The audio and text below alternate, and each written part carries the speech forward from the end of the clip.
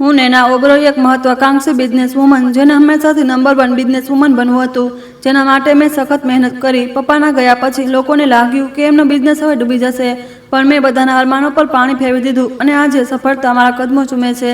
એટલા માટે ઘમંડ અને સ્વાર્થે મારા દિલ દિમાગ પર કબજો કરી લીધો. પણ આજે જે મુકામ હું હાંસલ કરવા માંગતી હતી ત્યાં હું છું. તેમ છતાં પણ હું ખુશ નથી. કેમ, તેનું કારણ હમણાં તમને ખબર પડી જશે. પણ જે કંઈ પણ મેં આ મુકામ માટે કર્યું તે આ રૂપમાં મારી સામે આવશે તે મેં સપનામાં પણ વિચાર્યું ન હતું. આ મોટા શહેરનો આકરો તડકો જે બહાર લોકોને બાળી રહ્યો હતો, અને ત્યાં જ આ શહેરના અમીર લોકો આરામથી એસીની ઠંડી હવામાં બેઠા હતા. રસ્તા પર ભીડ, ટ્રાફિક અને ઘોંઘાટે આ બધી પરેશાનીઓને વધુ વધારી દીધી હતી. એ જ વખતે આ શહેરના સૌથી મોંઘા રેસ્ટોરન્ટમાં એક બિલકુલ શાંત જગ્યા પર હું નેના ઓબરોય મારી 2 લાખની ઇમ્પોર્ટેડ વ્હીલચેર પર બેઠી હતી. એસીની ઠંડી હવા આસપાસના માહોલમાં સુકૂન પેદા કરી રહી હતી. સાથે જ હળવું લાઇટ મ્યુઝિક પણ માહોલને રિલેક્સ કરી રહ્યું હતું. અને ત્યાં આ મોંઘા રેસ્ટોરન્ટની બહાર એવું લાગતું હતું કે જાણે બીજી દુનિયા જ વસી હોય. મારી સામે એક સુંદર મોંઘી પ્લેટમાં જમવાનું પીરસેલું રાખ્યું હતું, જે હું અડધું ખાઈ ચૂકી હતી. મારા જૂના અને વફાદાર દિનેશ અંકલ કોઈ કામથી બહાર ગયા હતા. ત્યારે જ હું જે ટેબલ પર બેઠી હતી તેની પાસે જ એક બારી હતી, જેમાં મોટો કાચ હતો. મને તેના પર કોઈનો પડછાયો જોવા મળ્યો. મેં જેવી તેની તરફ નજર કરી તો એક નાનો છોકરો ઊભો હતો, જેની ઉંમર માંડ 7 કે 8 વર્ષની આસપાસ હશે. મેં તેને ધ્યાનથી જોયો તો તેના કપડાં જગ્યાએથી ફાટેલા હતા અને શરીર પર ઘણી જગ્યાએ રસ્તાની ધૂળ લાગેલી હતી. પરંતુ તેની આંખોમાં એક અજીબ ઊંડાણ અને શાંતિ હતી. તે બિલકુલ પણ ડરેલો નહોતો લાગતો, પરંતુ તેની આંખોમાં દરેક ભાવની શૂન્યતા હતી. તેની આંખો વારંવાર ક્યારેક મારી તરફ ઉડતી તો ક્યારેક મારી તે પ્લેટ તરફ. તેના ચહેરા પર ભૂખના ભાવ સ્પષ્ટ દેખાઈ રહ્યા હતા. એવું લાગતું હતું કે તે ન જાણે ક્યારનો ભૂખ્યો હશે. તેણે પોતાની ધ્રુજતી આંગળીથી મારી તે એંઠી પ્લેટ તરફ ધીમેથી ઇશારો કર્યો. ન જાણે મને શું થયું, અને મેં મારું માથું હળવું હલાવીને તેને અંદર આવવા ઇશારો કર્યો. તે તરત દોડીને દરવાજો ખોલીને મારા ટેબલની સામે આવીને ઊભો રહી ગયો. તે જેવો સામે આવ્યો ત્યારે તે શાનદાર માહોલમાં જ્યાં મોંઘા પરફ્યુમની સુગંધ આટલી વારથી ફેલાયેલી હતી, ત્યાં મને પરસેવા, ધૂળ અને માટેની ગંધ આવવા લાગી. તે છોકરાએ મારા ટેબલ પાસે આવીને ધીમેથી કહ્યું, આંટી, શું હું આ વધેલું ખાવાનું ખાઈ શકું છું? મેં 2 દિવસથી કશું ખાધું નથી. તેના મોંમાંથી નીકળેલો તે ધીમો અને શાંત અવાજ એવો લાગ્યો જાણે સીધો મારા દિલ સાથે ટકરાઈ ગયો. આમ તો આ રેસ્ટોરન્ટની બહાર 2 ગાર્ડ ઊભા હતા, જે કોઈ પણ એવા તેવા માણસને અંદર પગ પણ નહોતા મૂકવા દેતા. પણ આજે ન જાણે કેવી રીતે તેમના છોકરાને અંદર આવવા દીધો. મેં પણ આ વાત પર ત્યારે જ ધ્યાન આપ્યું જ્યારે તે છોકરો અંદર આવી ચૂક્યો હતો કે આખરે ગાર્ડ તેને રોક્યો કેમ નહીં. સાચું કહું તો હું બહુ દયાળુ માણસ નહોતી, બલકે મને તો આ બધી વસ્તુઓ પર બહુ ગુસ્સો આવી જતો હતો. પણ ના જાણે કેમ આજે મને તે છોકરા પર દયા આવી રહી હતી. આ પહેલાં કે હું તે છોકરાને કંઈ પણ કહી શકું, તેણે મારી તરફ એક ડગલું આગળ વધાર્યું અને બિલકુલ મારી નજીક આવી ગયો. પછી તેણે ધીમેથી મને કંઈક એવું કહ્યું જેણે મારા હોશ ઉડાવી દીધા. આંટી, જો તમે મને સાચા મનથી આ ખાવાનું ખવડાવશો તો પછી હું તમારા આ નિર્જીવ પગને હમણાં ઠીક કરી દઈશ. પછી તમે પહેલાંની જેમ જ તમારા પગ પર ચાલીને જ ઘરે જશો. તેની આ વાત સાંભળીને એક પળ માટે મને એવું લાગ્યું કે જાણે આ કોઈ બહુ ભયંકર મજાક છે, અથવા તો 2 દિવસના ભૂખ્યા આ છોકરાનું મગજ ખરાબ થઈ ગયું છે, એટલે જ તે આવી બહેકી વાતો કરી રહ્યો છે. અથવા તો કદાચ એવું પણ હોઈ શકે કે ભૂખની તડપે તેને એ હદે મજબૂર કરી દીધો કે તે મારી સાથે આટલું મોટું જૂઠું બોલવા માટે પણ તૈયાર થઈ ગયો હોય. કદાચ તેને એવું લાગી રહ્યું હતું કે જો તે મને બદલામાં કોઈ વસ્તુની લાલચ આપશે ત્યારે જઈને તેને આ ખાવાનું મળશે. એટલે જ મને ખાવાનું આપવા તૈયાર કરવાના બદલામાં તે મારી સાથે આવી વાત કહી રહ્યો હતો. તેમ છતાં હું મારી આ લાચારીથી એટલી પરેશાન હતી કે મને આ વાત સાંભળીને ભયંકર આંચકો લાગ્યો. ભલા તે બીમારી જેણે આમ મારા આખા શરીરને એક જગ્યા પર રાખેલા શોપીસ જેવું બનાવી દીધું હતું, તેને એક સામાન્ય ગરીબ છોકરો કેવી રીતે ઠીક કરી શકે? હું આ વાત કેવી રીતે માની શકું? શું ખરેખર એક છોકરામાં આટલી તાકાત છે કે તે મને ઠીક કરી શકે? પણ સાચું કહું તો જ્યારે મેં આશ્ચર્યથી તે છોકરાની આંખોમાં જોયું તો મને ત્યાં કોઈક પણ જૂઠું દેખાયું નહીં, બલકે એક અજીબ ખેંચાણ હતું જેને મને મજબૂર કરી દીધી. કદાચ ઠીક થવાની ઈચ્છાએ મને અહેસાસ કરાવ્યો કે હું તે છોકરા પર વિશ્વાસ કરી લઉં. મેં મારા ધ્રુજતા હાથોથી તે પ્લેટને ધીમેથી છોકરા તરફ સરકાવી દીધી. પરંતુ તે વખતે મને એ ખબર નહોતી કે હું આજે તે છોકરાને માત્ર ખાવાનું જ નથી ખવડાવી રહી, બલકે મારા આખા જીવનની દિશા જ પલટી રહી છું. મારી પ્લેટ સરકાવતા તે છોકરાએ એક પળ પણ ગુમાવ્યા વિના પોતાના નાના હાથોથી તે ઠંડા થઈ ચૂકેલા ખાવાનું શરૂ કરી દીધું. તે છોકરો તે ખાવાને એ રીતે ખાઈ રહ્યો હતો જાણે તે કોઈ સામાન્ય ખાવાનું નહીં પણ અમૃત હોય. આખું ખાવાનું પૂરું થઈ ગયા પછી પણ તેણે પોતાની આંગળીઓથી પ્લેટને સારી રીતે સાફ કરીને તેમાં ચોટેલું વધેલું ખાવાનું પણ ખાઈ લીધું. અને મારી આંખો સતત બસ તે છોકરા પર ટકેલી હતી. સાથે સાથે મારા મનમાં સવાલો ઉઠી રહ્યા હતા કે ભલા આજના જમાનામાં જ્યાં મોટા મોટા ડોક્ટરો મને ઠીક ન કરી શક્યા, ત્યાં સામાન્ય છોકરો ચમત્કાર કેવી રીતે કરી શકે, પણ ખબર નહીં કેમ એક આશાનું છેલ્લું કિરણ હજુ પણ મારા મનમાં બાકી હતું. જ્યારે તે છોકરાએ પ્લેટને પૂરી રીતે સાફ કરી દીધી તો તેણે પોતાના પેલા શર્ટના ખૂણેથી પોતાનું મોં લૂછ્યું. પછી તેણે એકવાર ફરી મારી તરફ જોયું. તેના ચહેરા પર એક અજીબ ચમક આવી ચૂકી હતી. જમ્યા પછી તેના અવાજમાં પહેલા જેવી કમજોરી નહોતી, બલકે તેમાં કોઈ બહુ જ જ્ઞાની માણસ જેવી ગુંજ હતી. ધન્યવાદ મેડમ. તમને નથી ખબર આ ખાવાનું મારા માટે કેટલું કિંમતી છે. હવે તમે તમારા બંને હાથ તમારા ઘૂંટણ પર રાખી લો અને તમારી આંખો બંધ કરી લો, પરંતુ જ્યાં સુધી હું તમને ન કહું ત્યાં સુધી તમારી આંખો ખોલતા નહીં. ખબર નહીં તેની વાતોમાં એવો કયો જાદુ હતો જેને મને તેની એક વાત માનવા મજબૂર કરી દીધી હતી.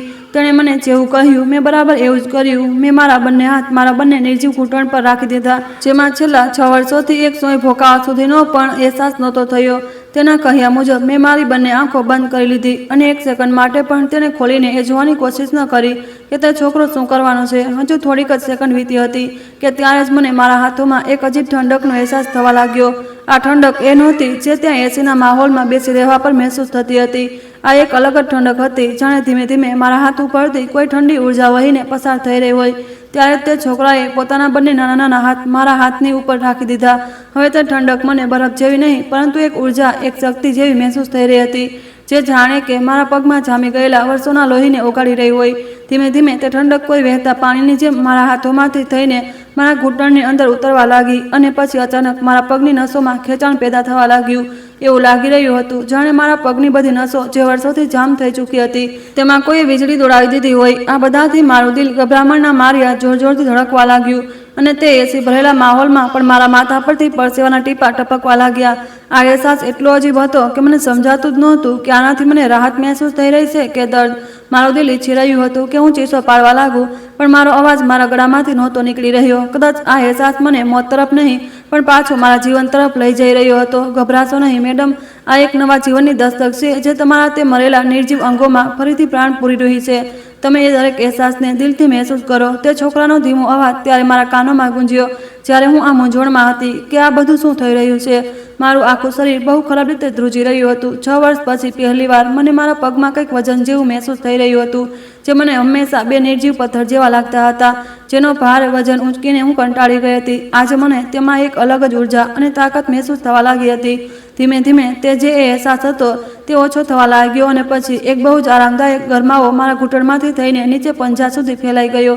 મારા પગના સ્નાયુઓ જે કદાચ બિલકુલ સુકાઈ ચૂક્યા હતા, હવે તેમાં લોહીનું પરિભ્રમણ શરૂ થઈ ચૂક્યું હતું અને એક નવી શક્તિ ભરાઈ ગઈ હતી. હવે તમે તમારી આંખો ધીમે ધીમે ખોલો અને ઊભા થઈ જાઓ. તે છોકરાનો અવાજ કોઈ મોટા આદેશની જેમ મારા કાનોમાં ગુંજી ગયો. મેં ધીમે ધીમે મારી આંખો ખોલી. રેસ્ટોરન્ટની રોશની મને પહેલાં કરતાં પણ વધારે ચમકદાર લાગી રહી હતી. તે છોકરો હજુ પણ મારાથી એક ડગલાના અંતરે ઊભો હતો અને તેનો હાથ હજુ પણ મારી તરફ જ લંબાયેલો હતો. મને ડર લાગી રહ્યો હતો કે જાણે તે કદાચ હું પડી જઈશ. મને લાગી રહ્યું હતું કે મારા પગના હાડકાં મારું વજન સહી નહીં શકે. પણ પછી મારી અંદરથી એક તેજ અવાજ આવ્યો, ઊભી થા, હિંમત કર. મેં વ્હીલચેરની બંને કિનારીઓને કસીને પકડી અને પછી મારા પગ પર વજન નાખવાની કોશિશ કરી અને સાચેમાં એક ચમત્કાર થયો. મારા ઘૂંટણ જે સીધા પણ નહોતા થતા તે સીધા થઈ ગયા અને મારા પગ તે જે ધ્રુજતા હતા તે ધ્રુજ્યા પણ નહીં. એવું લાગ્યું જાણે કોઈએ મને સહારો આપીને ઊભી કરવાની કોશિશ કરી હોય. આ જોઈને તો મારા શ્વાસ જ અટકી ગયો. મેં ધીમે ધીમે મારા શરીરને ઉપરની તરફ ઉઠાવવાનું શરૂ કર્યું. 6 વર્ષ પછી આટલી લાંબી અને દુઃખ ભરેલી રાહ જોયા પછી મારું કદ પણ આસપાસ બેલા લોકોની કદની બરાબર થઈ ગયું. હું સાચેમાં ઊભી થઈ ચૂકી હતી, કોઈ પણ સહારા વગર, પણ દવા કે ઇલાજ વગર. મેં મારા બંને પગ સીધા ઊભા રહીને મારા શરીરનો આખો વજન છોડી દીધો. તે જગ્યાના ઠંડા આરસ પર મને મારા તળિયાની પકડ બૂટની અંદર મહેસૂસ થઈ રહી હતી. મેં પછી ધીમેથી મારો એક પગ આગળ તરફ વધાર્યો. તે સાચેમાં આગળ વધ્યો. પછી મેં મારો બીજો પગ આગળ તરફ વધાર્યો અને મેં જોયું કે હું ચાલી રહી હતી. આ જોઈને તો મારી આંખોમાંથી આંસુ વહેવા લાગ્યા. સાચું કહું તો આ આંસુ માત્ર ખુશીના નહોતા, બલકે આ મુક્તિના આંસુ હતા. લાચારીથી મુક્તિના આંસુ. મારો ઘમંડ, મારી બધી ધન દોલત આજે આ નાના છોકરાની સામે માટી સમાન હતી. તું કોણ છે બેટા? મને તો તું કોઈ સાધારણ માણસ નથી લાગતો. મને બતાવ તું કોણ છે. મેં રડતા રડતા હાથ જોડીને તે છોકરાને અટકીને પૂછ્યું, પણ તેણે મને પાછું વળીને કોઈ જવાબ ન આપ્યો. એકદમથી તેના હોઠ પર બહુ શાંત અને ઓજસ્વી મુસ્કાન આવી ગઈ. ત્યારે જ પાછળના દરવાજેથી મારા મેનેજર દિનેશ અંકલનો અવાજ આવ્યો. તે પાછા આવી ગયા હતા. તેમણે જ્યારે મને મારા પગ પર ઊભેલી જોઈ તો એકદમથી તેમના હાથમાંથી મોબાઈલ ફોન છૂટીને નીચે પડી ગયો. નાની માલકીન, હે રામ, આ કેવી રીતે થઈ શકે? નાની માલકીન, તમે ઊભા થઈ ગયા? દિનેશ અંકલ બૂમ પાડતા ગભરાઈને મારી તરફ દોડ્યા, કારણ કે તેમને ડર લાગી રહ્યો હતો કે ક્યાંક હું પડી ન જાઉં.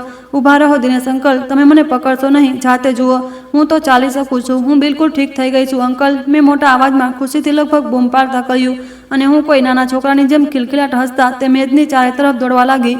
રેસ્ટોરન્ટમાં આવેલા બાકી મહેમાનો જે વખત સુધી પોતાની ખાવા પીવામાં વ્યસ્ત હતા તેઓ પણ મારી તરફ હરકત જોઈને પાછા ફરીને મને તરત જોવા લાગ્યા. તેમની આંખોમાં આશ્ચર્ય હતું કે હું આવું કેમ કહી રહી છું અને પછી તેમની નજર મારી વ્હીલચેર પર પડી. કદાચ તેમને પણ સમજાઈ ગયું કે મારી સાથે શું થયું છે. આ બધી ઘટના દરમિયાન મને યાદ આવ્યું કે મારે તે છોકરાને કંઈક આપવું જોઈએ.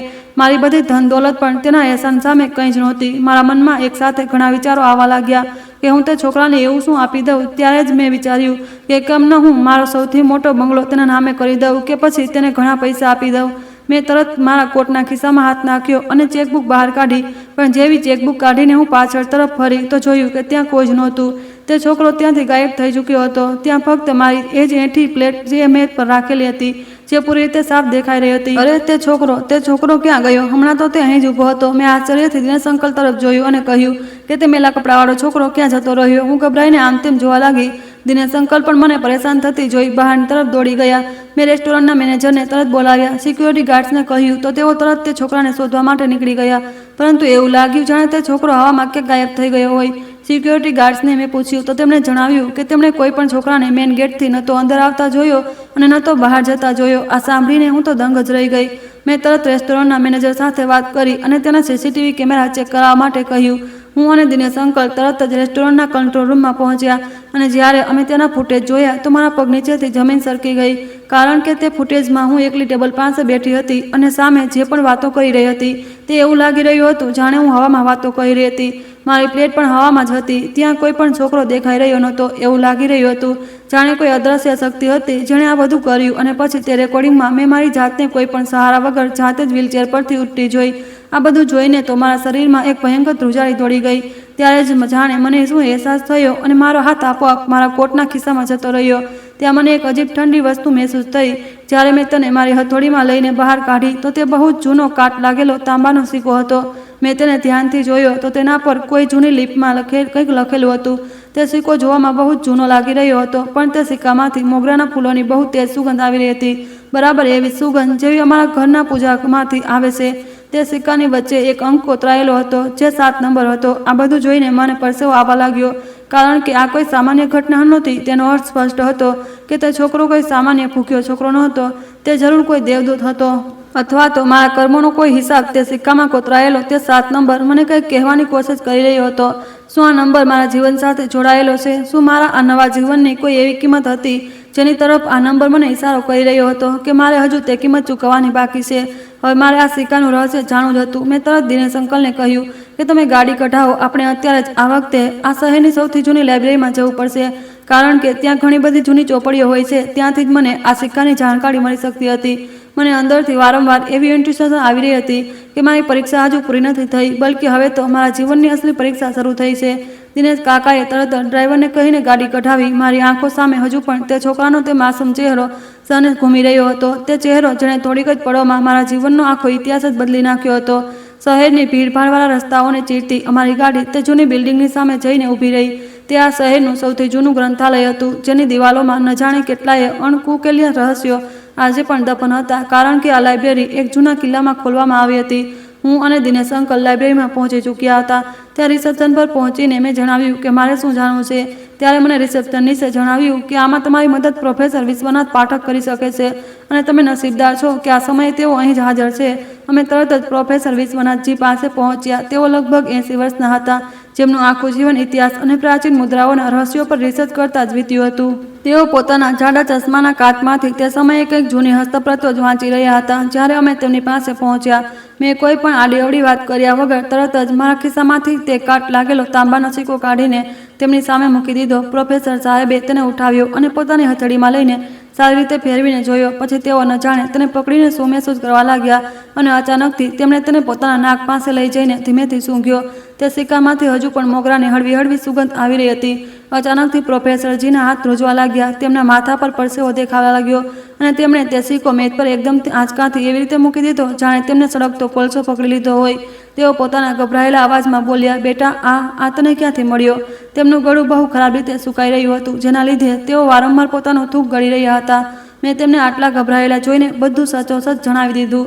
તે નાનો છોકરો, તેનું ખાવાનું માગવું અને પછી તે ચમત્કાર જેણે મને 6 વર્ષ પછી મારા પગ પર ઊભી કરી દીધી હતી. આ મારી વાતો સાંભળીને પ્રોફેસરે ઊંડો શ્વાસ લીધો. તેમની આંખોમાં મને એક અજીબ ડર દેખાઈ રહ્યો હતો, એક એવો ડર જે કદાચ તેમણે પોતાના જીવનમાં પણ ક્યારેય મહેસૂસ ન કર્યો હોય. એવું કહેવા લાગ્યા કે નેના બેટી, તે જે કંઈ પણ અનુભવ કર્યો તે કોઈ સાધારણ વાત નથી.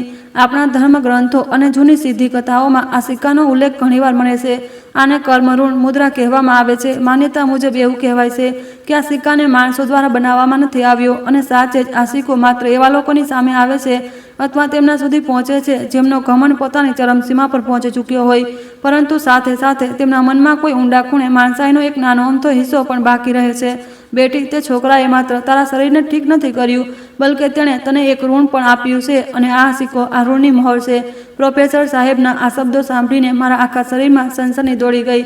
મેં ગભરાયેલા અવાજમાં બોલ્યું, ઋણ? પણ કેવું ઋણ? મારા તે પગ જે હજુ થોડીવાર પહેલાં ઠીક થયા હતા, આ બધું સાંભળીને બહુ ખરાબ રીતે એકવાર ફરીથી ધ્રુજવા લાગ્યા.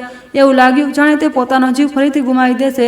પ્રોફેસર સાહેબે આગળ જણાવ્યું કે પ્રકૃતિનો નિયમ છે બેટી, લેનારને હંમેશા બદલામાં કંઈક પાછું આપવું પડે છે અને તે છોકરો કોઈ સામાન્ય છોકરો નહોતો, બલકે તે એક સિદ્ધ આત્મા હતો જેણે તને તારા પ્રાણ પાછા આપ્યા છે. પરંતુ હા, યાદ રાખજે, આ કોઈ મફતનું દાન નથી. આ સિક્કા પર જે 7નો અંક કોતરાયેલો છે તે તારી પાસે બચેલા સમયનું પ્રતીક ચિહ્ન છે. આજથી બરાબર 7 દિવસ જ તારી પાસે બચ્યા છે.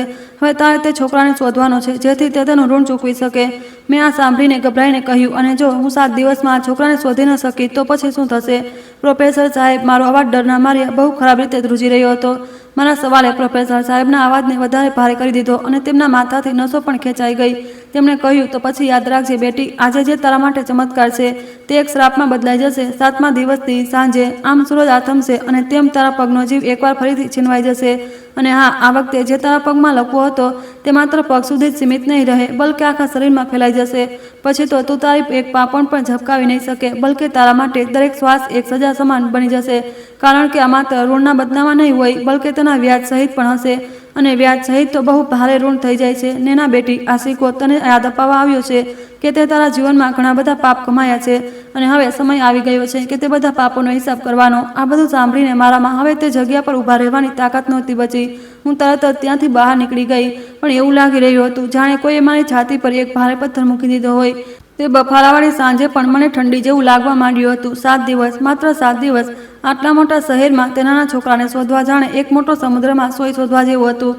પણ મારી પાસે બીજો કોઈ રસ્તો પણ નહોતો. મારી અબજોની દોલત, મારા કરોડોના શેર્સ, મારો બંગલો, બધું જ આ સમયે મને માટીના ઢગલા જેવું લાગી રહ્યું હતું. મેં મારા બધા માણસોને આ કામે લગાડી દીધા. શહેરની દરેક ઝૂંપડપટ્ટી, ઝૂંપડી, દરેક વસ્તી, દરેક રેલવે સ્ટેશન અને દરેક ફૂટપાથની તપાસ કરવા માટે મેં તેમને શહેરના અલગ અલગ જગ્યાએ રવાના કરી દીધા. હું પોતે ઝૂંપડપટ્ટીઓની તે સાંકડી બદબૂદાર ગલીઓમાં ભટકવા લાગી જ્યાં દિવસે પણ સૂરજનો તડકો પહોંચી શકતો નહોતો. ત્યાં પહોંચીને મેં ન જાણે કેટલાય મેલા ઘેલા કપડાં પહેરેલા છોકરાઓ જોયા, પણ મને ન તો તે છોકરાનો ચહેરો ક્યાંય જોવા મળ્યો અને ન તો તેની આંખોની તે અલૌકિક શાંતિ દેખાઈ. તે છોકરાને શોધવાની આશામાં મેં ઘણા બધા ભિખારીઓને પૈસા વહેંચ્યા. હું ઘણા અનાથાશ્રમમાં પણ દાન આપવા માટે પહોંચી કે કદાચ મને ત્યાં તે છોકરો મળી જાય. પણ આ બધું કરતાં કરતાં 3 દિવસ પસાર થઈ ચૂક્યા હતા, પણ હજુ સુધી તે છોકરાનું કોઈ નામો નિશાન સુધી નહોતું મળ્યું. રાત્રે જ્યારે હું મારા શાનદાર પલંગ પર સૂતી તો મારી નજર હજુ પણ તે સિક્કા પર જ ટકેલી રહેતી હતી. તેમાંથી આવતી મોગરાની તે મધુર સુગંધ હવે મને ડરામણી લાગવા માંડી હતી. આ ડરે ઊંઘને પણ મારી આંખોથી જોતને દૂર ધકેલી દીધી હતી. મારા દિમાગમાં વારંવાર એક જ સવાલ ચાલી રહ્યો હતો કે આખરે તે છોકરાએ મારી પાસે જ આવીને ખાવાનું કેમ માંગ્યું હતું? આટલા મોટા શહેરમાં જ્યાં હજારો અમીર લોકો છે, શું મારા જૂના કર્મોનું કોઈ એવું પાનું હતું જેને હું ભૂલી ચૂકી હતી? આ બધું વિચારતા વિચારતા મારી આંખ ક્યારે લાગી ગઈ મને ખબર જ ન પડી. અને પછી ચોથો દિવસ પણ પસાર થઈ ગયો. ચોથા દિવસની રાત્રે હું ટેબલ પર બેસીને મારી જૂની ડાયરીના પાના પલટી રહી હતી કે ત્યારે જ મારી નજર એક જૂની તસવીર પર પડી જે ડાયરીમાં મૂકેલી હતી. જે તસવીર આજથી 5 વર્ષ જૂની હતી. આ તસવીર મારા સપનાની હતી. આ શહેરમાં સૌથી ઊંચી ઇમારત બનાવવાનું સપનું, જેનું નામ મેં આકાશદીપ પ્રોજેક્ટ રાખ્યું હતું. આ તસવીરમાં બુલડોઝર એક જૂની બસ્તીને તોડી રહ્યા હતા અને ત્યારે તે તસવીરના ખૂણા પર મારી નજર પડી તો મારા પગ નીચેથી જમીન સરકી ગઈ. મારા શ્વાસ ગળામાં જ અટકી ગયા, કારણ કે તે ખૂણામાં ઉડતી ધૂળ અને ડમરી વચ્ચે એક સ્ત્રી ઊભેલી દેખાઈ રહી હતી જેના હાથમાં એક નાનો છોકરો પણ હતો. તે છોકરાએ એ ફાટેલો શર્ટ પહેરેલો હતો જે તે દિવસે હોટલમાં તેને પહેરેલો હતો. આ જોઈને તો મારા હાથ બહુ ખરાબ રીતે ધ્રુજવા લાગ્યા. તે કોઈ સામાન્ય બસ્તી નહોતી જેને મેં મારા પૈસા અને તાકાતના જોરે રાતોરાત ખાલી કરાવી દીધી હતી, બલકે તે એક જૂનો અનાથ આશ્રમ હતો જેને એક ઘરડી સ્ત્રી યશોદા અમ્મા ચલાવતી હતી. મેં તેમને આના બદલામાં કોઈ વળતર પણ નહોતું આપ્યું, મેં માત્ર કાયદાના કાગળોમાં હેરાફેરી કરીને તે જમીન પચાવી પાડી હતી અને પછી તે બિચારા બાળકોનું શું થયું આ વિશે મેં ન તો એકવાર પણ તપાસ કરાવી અને ન તો ક્યારેય આ વિશે કંઈ વિચાર્યું હતું. હે ભગવાન, આ બધું જોઈને તો મારી હાલત ખરાબ થવા લાગી. મેં મનમાં ને મનમાં વિચાર્યું, આ શું મેં કરી દીધું?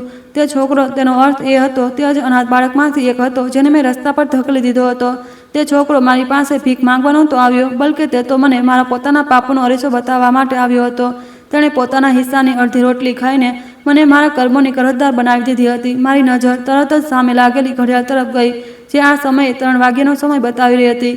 મેં તરત દિનેશ અંકલને ફોન કર્યો અને તેમને તરત જ બંગલે આવવા માટે કહ્યું, કારણ કે હવે મારે તે છોકરાને ક્યાંય પણ આમ તેમ શોધવાની જરૂર નહોતી, બલકે મને ખબર હતી કે તે છોકરો ક્યાં મળશે. અડધા કલાકની અંદર જ દિનેશ અંકલ આવી ચૂક્યા હતા.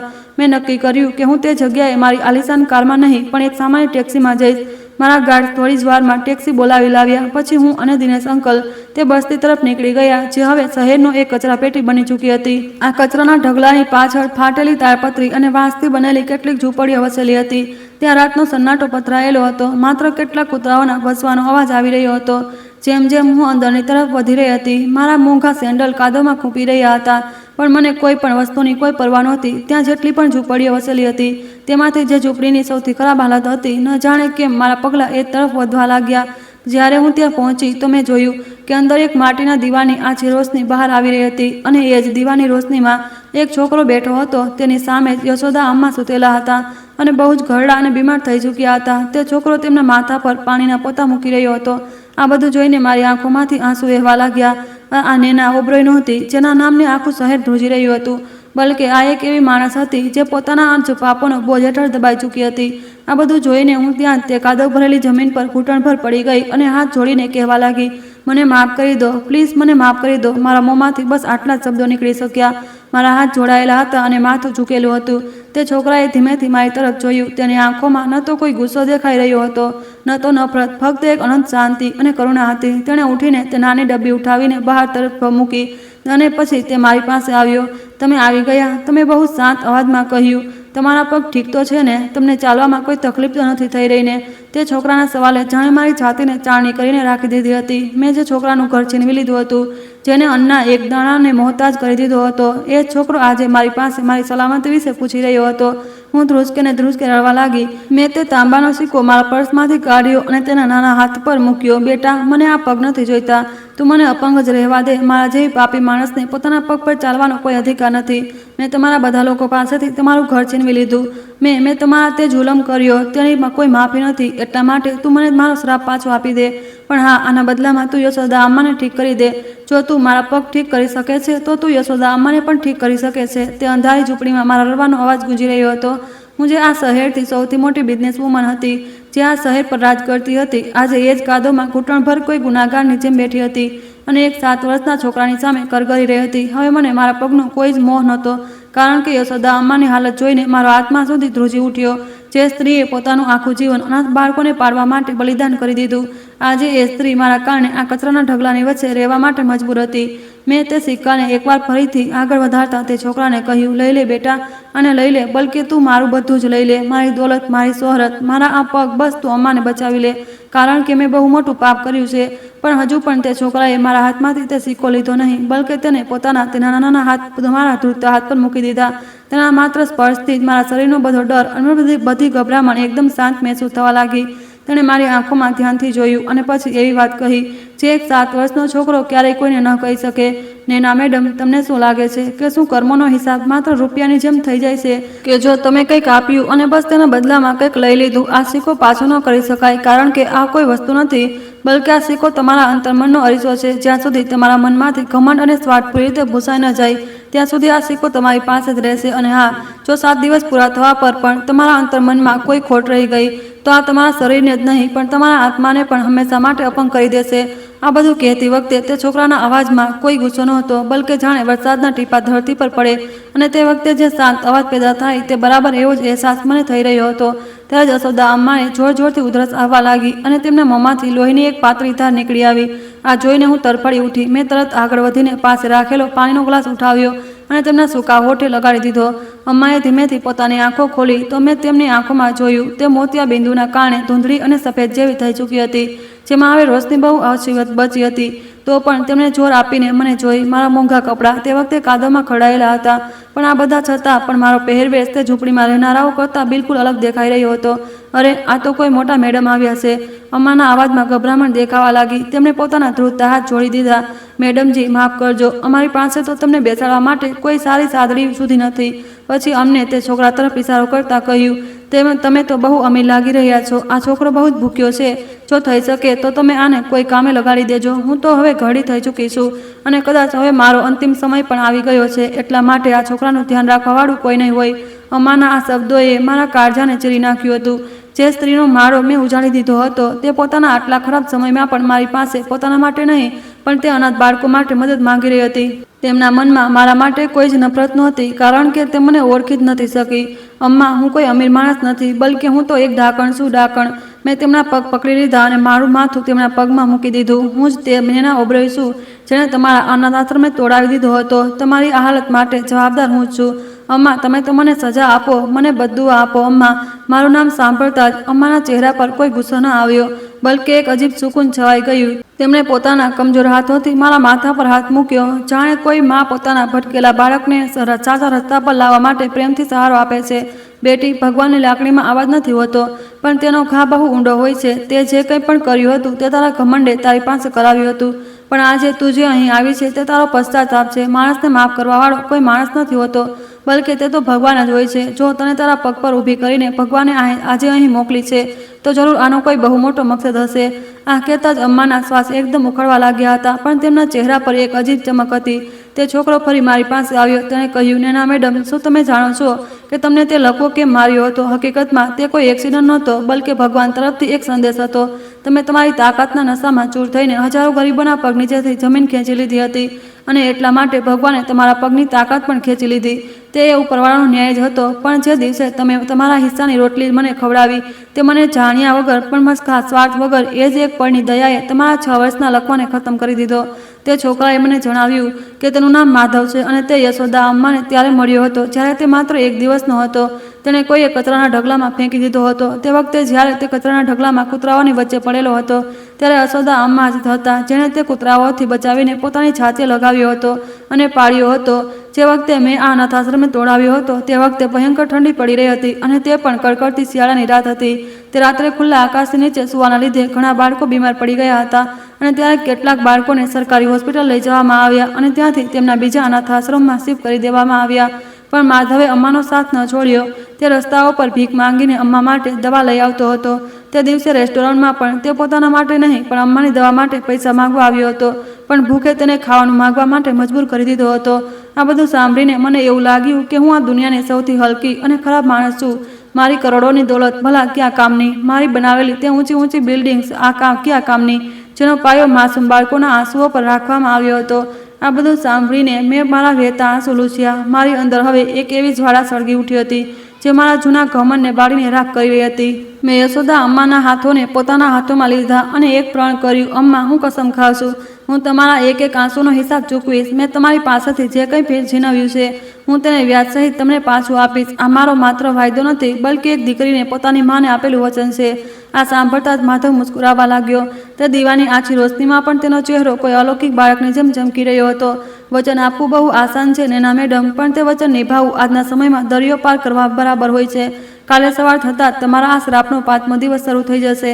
તમારી પાસે આજથી માત્ર 3 દિવસ જ બચ્યા છે. યાદ રાખજો, પોતાના પાપોનો મહેલને પાડવા માટે તમારે હવે પોતાના જ બનાવેલા નિયમોને તોડવા પડશે અને પોતાના જ લોકો સામે લડવું પડશે. જો 7મા દિવસનો સૂરજ આથમતા પહેલા તમે આ બધા બેઘર લોકોને તેમનો અધિકાર ન અપાવ્યો, તો પછી આ ચમત્કાર ખતમ થઈ જશે અને તમે ફરીથી આ વ્હીલચેર પર પહોંચી જશો, તે પણ હંમેશા માટે. તે છોકરાની વાત પૂરી થતાં જ મારા બંને ઘૂંટણમાં તેજ દર્દની એક લહેર ઉઠવાનું શરૂ થઈ. એવું લાગી રહ્યું હતું જાણે કોઈએ મારા બંને પગ પર હથોડીની જોરથી વાર કરી દીધો હોય. હું દર્દથી કણસવા લાગી હતી અને તે દર્દ મને યાદ અપાવી રહ્યું હતું કે મારો સમય કેટલી ઝડપથી પસાર થઈ રહ્યો છે. મારું શરીર હજુ પણ તે 7મા દિવસની ઋણ પર ચાલી રહ્યું હતું.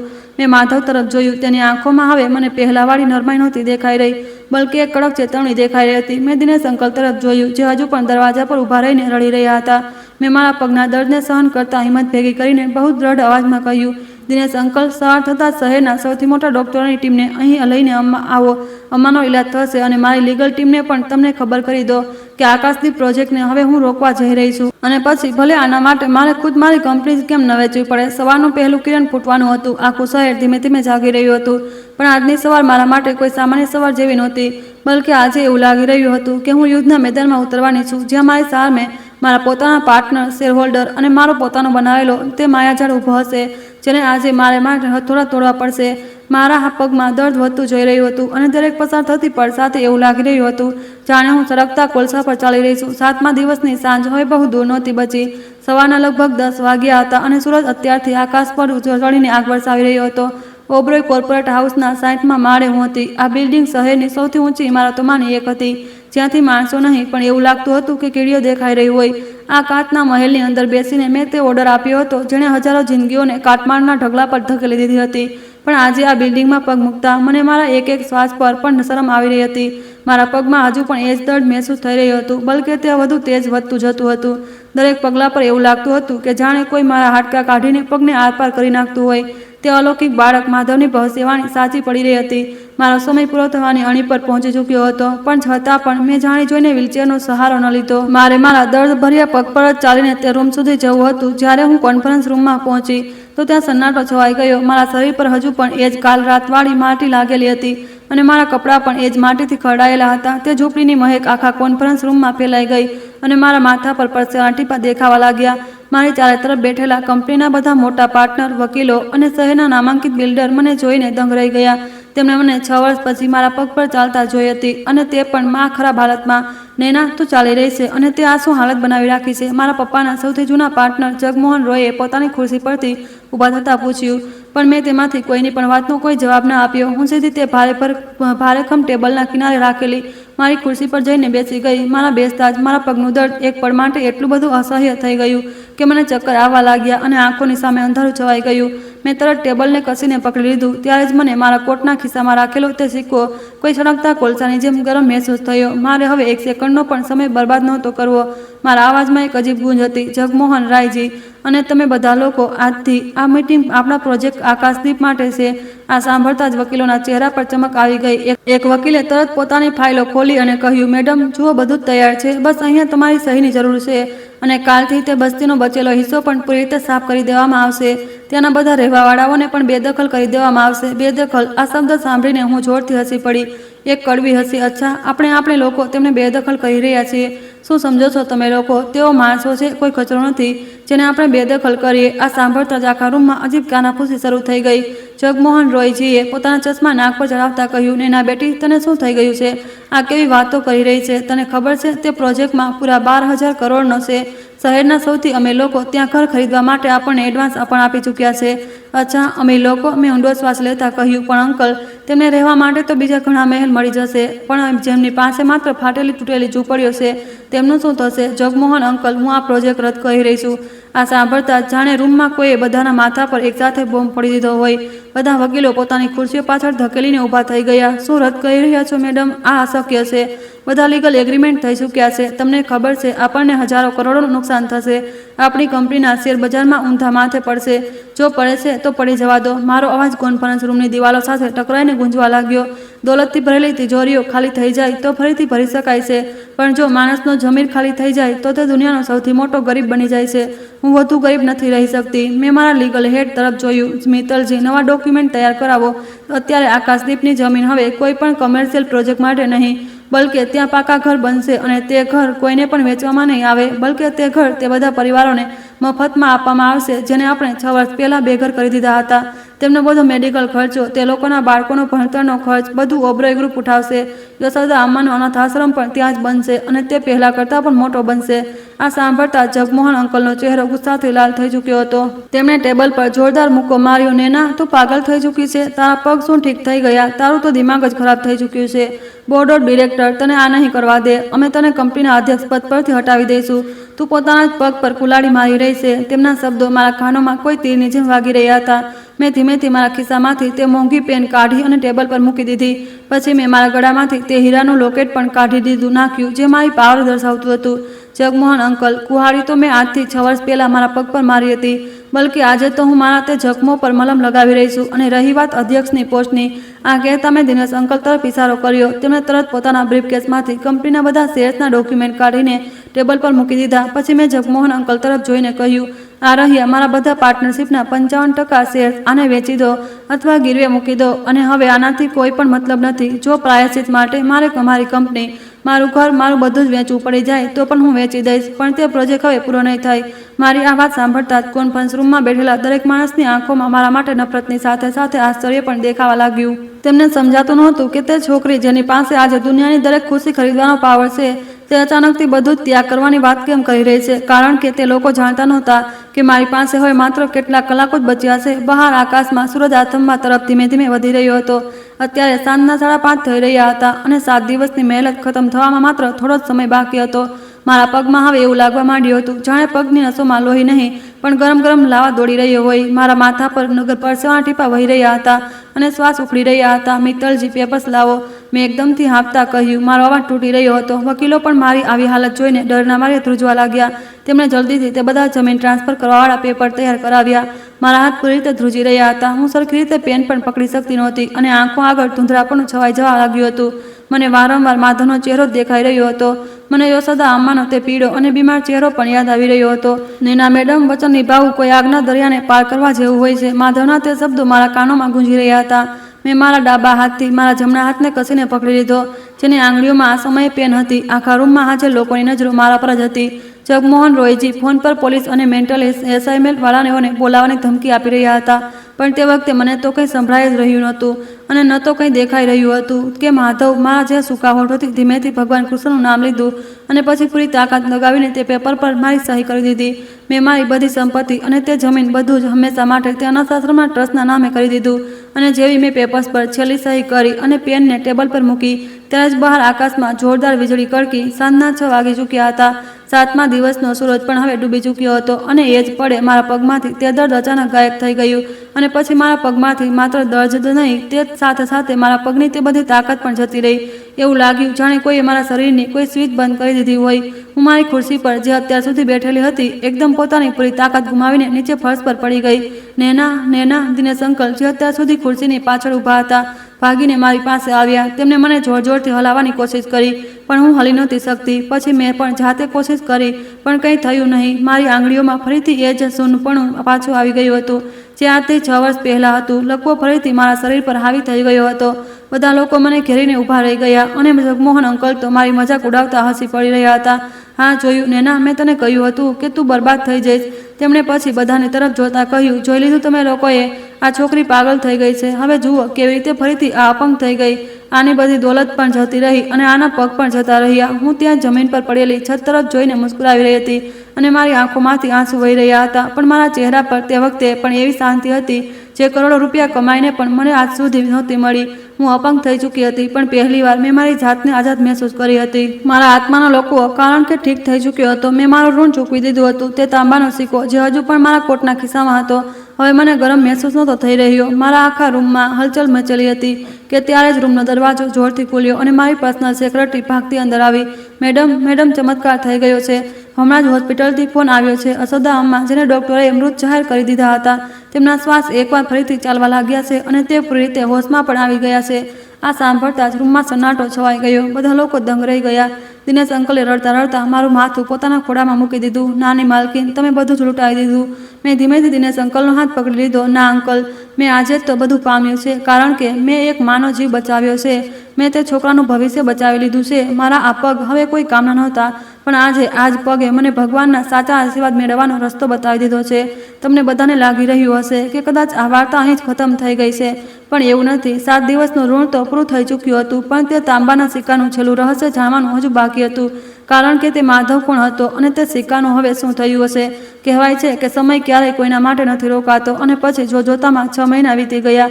આ શહેર હજુ પણ એવું જ હતું, પોતાની તેજ રફતારથી દોડતું, લોકોની ભાગદોડ ભરેલી જિંદગી ચાલતી. પરંતુ મારી આખી દુનિયા પૂરી રીતે બદલાઈ ચૂકી હતી. અથવા એમ કહીએ કે પહેલીવાર મારી દુનિયાએ એક સાચી દિશા મળી હતી. હું હવે કોઈ પણ ઊંચી બિલ્ડિંગના એસીવાળા રૂમમાં નહોતી રહેતી. મારું નવું ઘર યશોદા અમ્માની માની છાયડીના આશ્રમમાં નાના અમથા રૂમમાં હતું.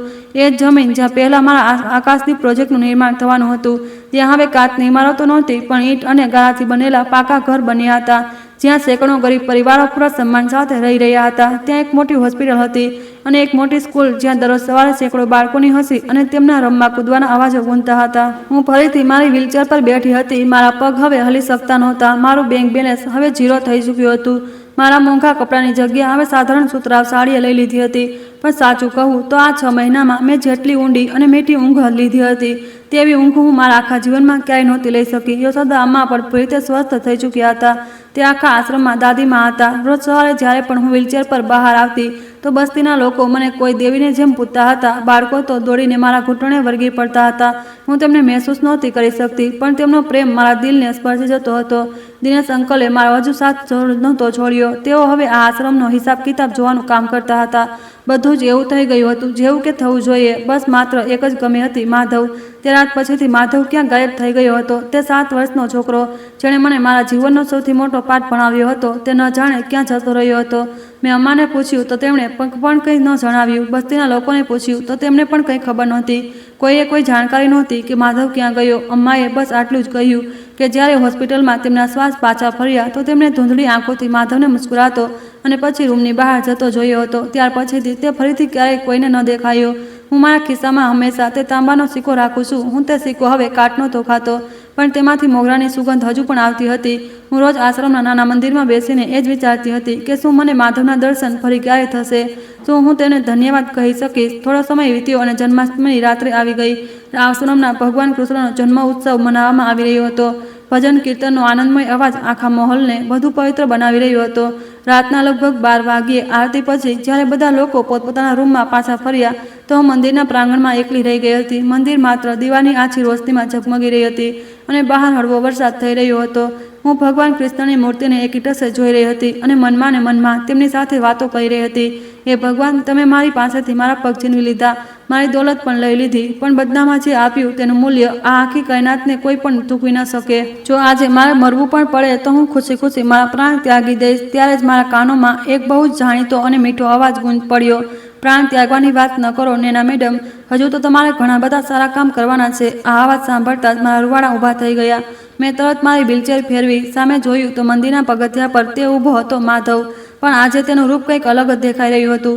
તેણે તે મેલા ગયેલા કપડાં નહોતા પહેર્યા. તેના શરીર પર એક સાધારણ પીળું સુતરાઉ વસ્ત્ર હતું. તેનો ચહેરો એટલો તેજસ્વી લાગી રહ્યો હતો કે દીવાની રોશની પણ તેની સામે ફીકી પડી રહી હતી. તેની આંખોમાં એ જ જૂની કરુણા હતી, પણ આજે તેમાં બહુ ઊંડાણ પણ હતું. માધવ મારા મોંમાંથી બસ આટલું જ નીકળી શક્યું અને મારી આંખોમાંથી આંસુ વહેવા લાગ્યા. તે ધીમે ધીમે ચાલીને મારી પાસે આવ્યો. તું ક્યાં જતો રહ્યો હતો માધવ? મેં તને બધે શોધ્યો. હું તને દરેક જગ્યાએ શોધતી રહી. હું રડતા રડતા બોલી. માધવ મુસ્કુરાયો અને મારા ઘૂંટણ પાસે બેસી ગયો. તેણે કહ્યું, હું તો ક્યાંય નહોતો ગયો નેના મેડમ, હું તો અહીં જ હતો. આ બાળકોના હસવામાં, અમ્માના આશીર્વાદમાં અને તમારા બદલાયેલા મનમાં. હું તો બસ તમને જોઈ જ રહ્યો હતો. મેં ધ્રુજતા હાથોથી મારા ખિસ્સા પાસેથી તાંબાનો સિક્કો કાઢ્યો અને માધવ તરફ લંબાવ્યો. માધવ બેટા, આ અમાનત તારી છે. તે કહ્યું હતું કે 7મા દિવસની સાંજ સુધી જો મેં સાચો ફેસલો ન લીધો તો પછી આ સિક્કો રાખ બની જશે. મેં મારી બધી દોલત આ ગરીબોના નામે કરી દીધી, પણ તો પણ મારા પગ પાછા ન આવ્યા. શું મારા ફેંસલામાં કોઈ કમી રહી ગઈ હતી? માધવે તે સિક્કો મારા હાથમાંથી લઈ લીધો. તેણે મારી આંખોમાં ધ્યાનથી જોયું અને પછી એક એવું સત્ય જણાવ્યું જેણે મારા હોંશ ઉડાવી દીધા. નેના મેડમ, તે જે 7 દિવસનો સમય હતો તે તમારા પગ માટે નહોતો. હકીકતમાં તે તો તમારા આત્મા માટે હતો.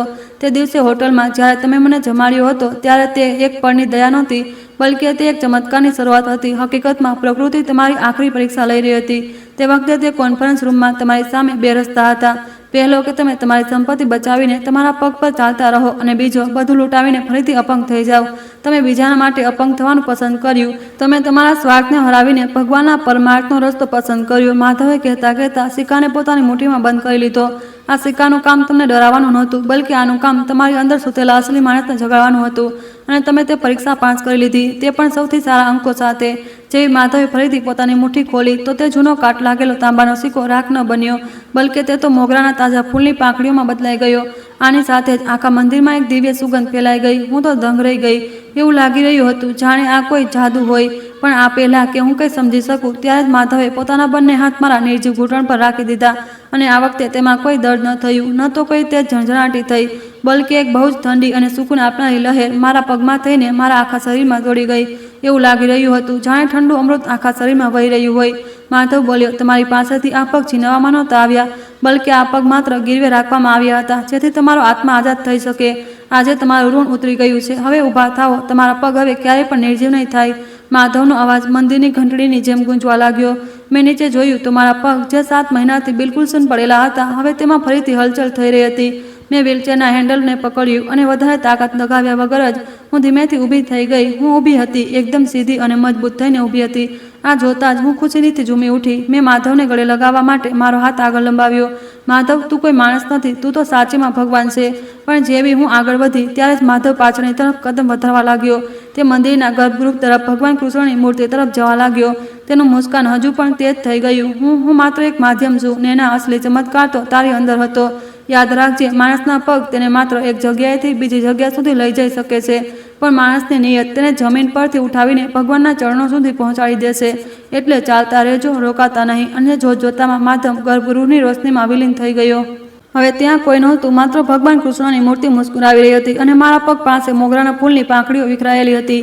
હું ત્યાં જ ભગવાનની ચોખટ પર માથું ટેકવીને ધ્રુસકે રડી પડી. આ મારા જીવનની સૌથી ખૂબસૂરત પળ હતી. બીજા દિવસે સવારે જ્યારે યશોદા અમ્મા અને દિનેશ અંકલે મને મારા પગ પર ચાલતા જોઈ તો આખા આશ્રમમાં ખુશીની લહેર દોડી ગઈ. કોઈને પણ ભરોસો નહોતો થઈ રહ્યો કે જેને સાયન્સ લાલા કહી ચૂકી હતી, તેનો ચમત્કાર બીજી વાર કેવી રીતે થઈ ગયો. ડૉક્ટરોએ મારું સારી રીતે ચેકઅપ કર્યું. મારા પગ બિલકુલ સામાન્ય થઈ ચૂક્યા હતા. તેમણે કહ્યું કે આ મેડિકલ સાયન્સનો સૌથી મોટો ચમત્કાર છે. પણ હું જાણતી હતી કે આ સાયન્સ નહીં, પણ આ કર્મોનું વિજ્ઞાન હતું. મારી વાર્તા અહીં જ નથી રોકાઈ. તે દિવસ પછી મેં પાછળ વળીને ક્યાંય નથી જોયું. મેં ક્યારેય મારી જૂની દુનિયામાં પાછા ફરવાની કોશિશ પણ નથી કરી. હું એના ઓબરોય, જે ક્યારેક પૈસા માટે માણસોને કચડી નાખતી હતી, હવે તે પૈસા વગર સૌથી અમીર માણસ બની ચૂકી હતી.